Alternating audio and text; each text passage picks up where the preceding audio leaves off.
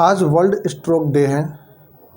तो आज का दिन वर्ल्ड स्ट्रोक डे इसलिए मनाया जाता है ताकि हम आम जनता में, आम पब्लिक में इसके बारे में जागरूकता फैलाएं और आम पब्लिक भी इसके बारे में जाने, थोड़ी उत्सुकता जगाए कि आखिर ये क्या है, इसको कैसे रोका जा सकता है, क्योंकि इसे रोका भी जा सकता है। और जब हो जाता है तो इसको निदान कैसे किया जाए जिससे कि मरीज़ चलने फिरने लायक, अपने काम करने लायक हो जाए। स्ट्रोक यानी कि ब्रेन अटैक, इसकी संख्या दिन पर दिन बढ़ती जा रही है और ये जब भी किसी मरीज़ को होता है तो उसकी आत्मनिर्भरता बिल्कुल ख़त्म हो जाती है। चाहे वो हाथ पैर की कमज़ोरी की वजह से हो, चाहे याददाश्त जाने की वजह से हो, चाहे उसके बोलने समझने की क्षमता जाने की वजह से हो। तो आज स्ट्रोक डे पर चलिए हम इस पर बात करते हैं। मैं doctor Kumar Ashish, consultant neuro and spine surgeon, Galaxy hospital Varanasi, आपका स्वागत करते हैं। स्ट्रोक यानी कि ब्रेन अटैक, ये आमतौर पर 3 प्रकार का होता है।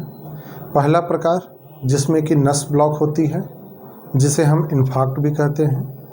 दूसरा प्रकार जिसमें नस फट जाती है और ब्रेन हैमरेज बन जाता है, जिसे हम यूजुअली ब्रेन हैमरेज के रूप में जानते हैं।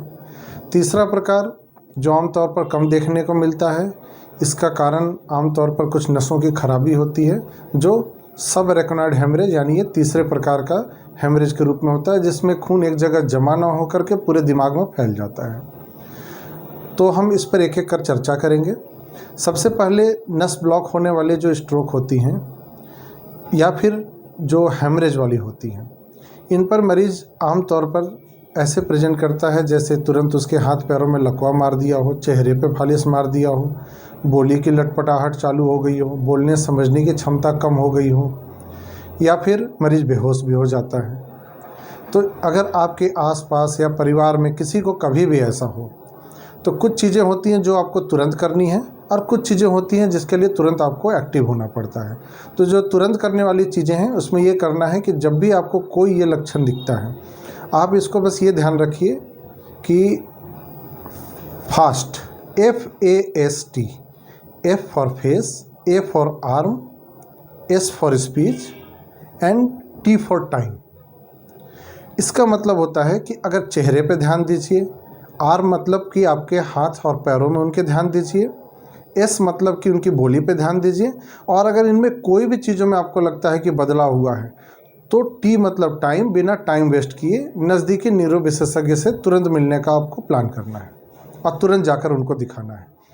लेकिन इस बीच में अगर मरीज़ बेहोश है या इसके साथ मरीज़ को मिर्गी के दौरे मार देते हैं तो मरीज़ को करवट करा दीजिए, उसको कुछ खिलाने पिलाने की कोशिश न कीजिए और उसी करवट वाली स्थिति में तुरंत आप नज़दीकी न्यूरो विशेषज्ञ के पास लेकर जाएं।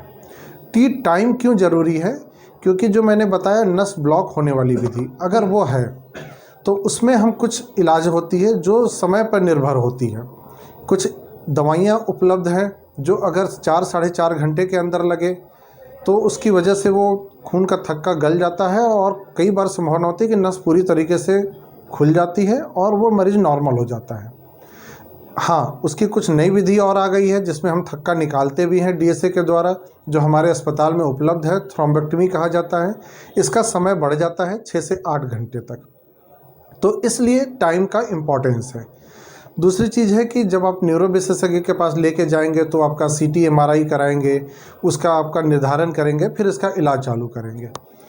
अब इलाज होने के बाद कई बार अधिकतर मरीजों में कुछ ना कुछ कमी रह जाती है, या तो हाथ पैर में कमज़ोरी होती है या बोली में कमी रहती है, तो उनको रिहेबिलिटेशन की ज़रूरत होती है। रिहेबिलिटेशन मतलब कि कुछ प्रकार की फिजियोथेरेपी और स्पेशल थेरेपी होती है जिससे कि हम मरीज़ को ये सिखाते हैं कि कैसे वो अपनी दैनिक दिनचर्या में लौट सकें।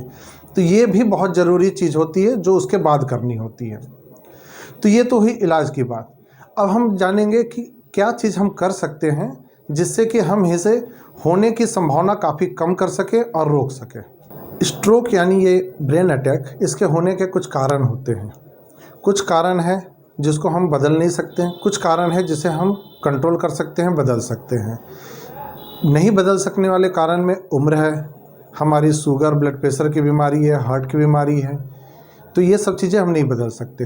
कुछ चीज़ें हम बदल सकते हैं जैसे कि हमारी आदतें, शराब सिगरेट का सेवन, खान पान, हमारी दैनिक दिनचर्या, हमारा कुछ कसरत व्यायाम न करना।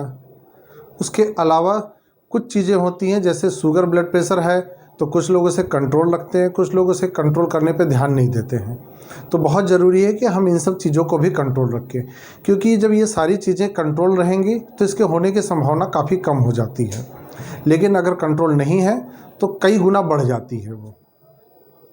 उसके अलावा कुछ चीज़ों और हम कर सकते हैं जिसे हम होने से रोक सकते हैं। अगर किसी मरीज़ को कोई हार्ट की बीमारी है तो हम लगातार अपने हार्ट के विशेषज्ञ से संपर्क में रहें। उनकी कुछ दवाइयाँ होती हैं खून पतला करने की, वो चलते रहें। कई बार इसके कारण होते हैं, कुछ खून की नलियों में खराबी होती है जिसे कैरोटिड स्टेनोसिस भी बोला जाता है, तो उसके लिए हम अपने न्यूरो विशेषज्ञ से मिल सकते हैं। उसके लिए कुछ दवाइयाँ होती हैं या कुछ स्टेंटिंग विधि होती है जिससे वो खोला जा सकता है। और भी कुछ चीज़ें होती हैं, वो जब आप अपने न्यूरो विशेषज्ञ से पता करेंगे, वो जांच करेंगे तो उन कारणों को खोज किया जा सकता है। कुछ विटामिन स्पेशल होती है जिनकी कमी और काफ़ी कुछ, तो उन सब की कुछ दवाइयों से काफ़ी हद तक कंट्रोल रखा जा सकता है। हम खुद से क्या कर सकते हैं, अपनी दैनिक दिनचर्या को नियमित कर सकते हैं। दिन में कम से कम हम 15-20 मिनट टहलें या किसी न किसी प्रकार का कुछ व्यायाम करें। शुगर ब्लड प्रेशर अपना और हार्ट का जो बीमारी है उसे कंट्रोल रखें। इसके अलावा जो है हम अपने खान पान पे नियमित रूप से फल हरी सब्जियां का सेवन करें और चिकनाई वाली चीज़ें हम कम करें। तेल का इस्तेमाल भी अगर करते हैं तो तेल भी आप कोशिश करें कि बदल बदल कर आप यूज करें। तो ये सारी चीज़ें हो गई जो स्ट्रोक से रिलेटेड हैं, जो आपको जाननी बहुत ज़रूरी है। और किसी भी प्रकार की कोई संख्या हो तो आप हमसे आकर के मिल सकते हैं या आप इस पर कमेंट करके आप उसके बारे में आगे की जानकारी भी ले सकते हैं। धन्यवाद। हम हैं डॉक्टर्स की गैलेक्सी। डॉक्टर्स की गैलेक्सी। डॉक्टर्स की गैलेक्सी। सेवा हमारा धर्म, सेवा हमारा धर्म और आपकी सेहत ही हमारा सरोकार। आधुनिक सुविधाओं से लैस पूर्वांचल का सबसे जाना माना hospital, Galaxy hospital, Mahmoorganj, Varanasi.